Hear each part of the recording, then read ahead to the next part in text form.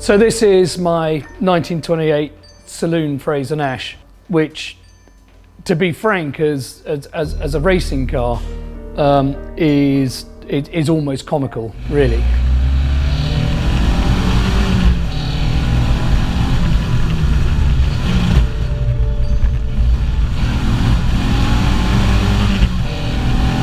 But it's become a bit of a sort of Goodwood stalwart, because it's always perceived as the underdog, because it's not your typical racing car with leather straps and area screens and a exhaust going down the side of the car. It looks more like a humble shopping car. I built the car about 10 years ago as an exact copy of a car that the Frazer Nash Works made in 1928 and competed in the Yards TT in that year. And I just thought it was such a fantastic looking car, and odd because it's a saloon and Frazer Nash generally was open sports cars. I just thought I've got to recreate this thing. Clearly, we have given it quite a powerful engine, and hence it tends to do quite well in the Brooklands Trophy race at Goodwood. We've had a couple of years break with the Brooklands Trophy, but it's back on this year. It's one of the hardest cars to drive quickly.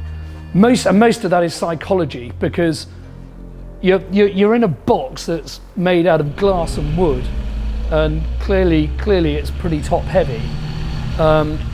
And you know, one of my fears, of course, is being in a situation where you get out of control for whatever reason and it ends up on its side, and I don't want that to happen.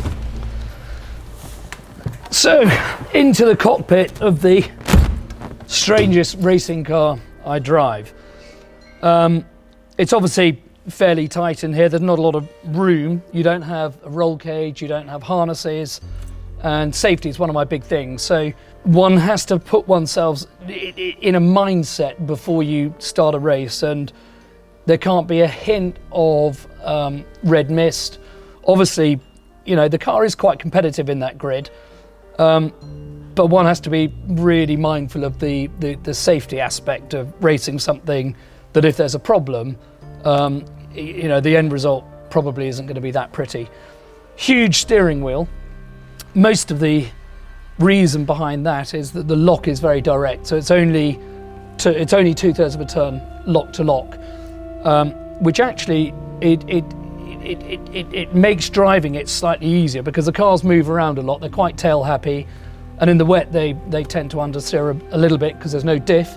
It's a solid back axle, as it is on all Frazer Nashes. With the chain drive, it's basically an early dog box, so all of the changes are via dogs. Strange pattern of gear change, with in towards me for first, back for second, third, and then top.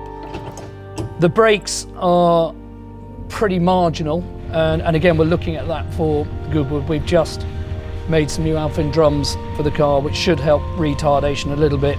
Nick Swift, who's a Goodwood legend, drove the car at Donington a few years and drove it very quickly, but got out of the car and said, "That is simply the worst car I have ever driven, and I never want to drive it again."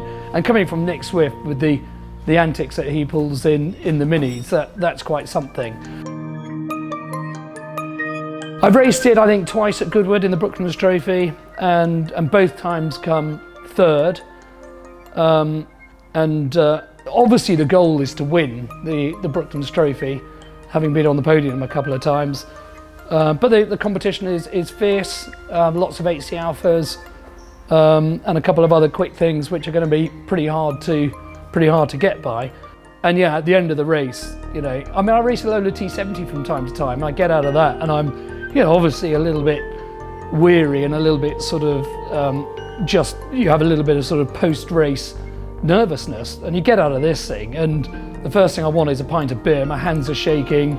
I don't smoke anymore, but I want a cigarette. It really is one of those cars that sort of alerts every single sense of your body as a racing driver.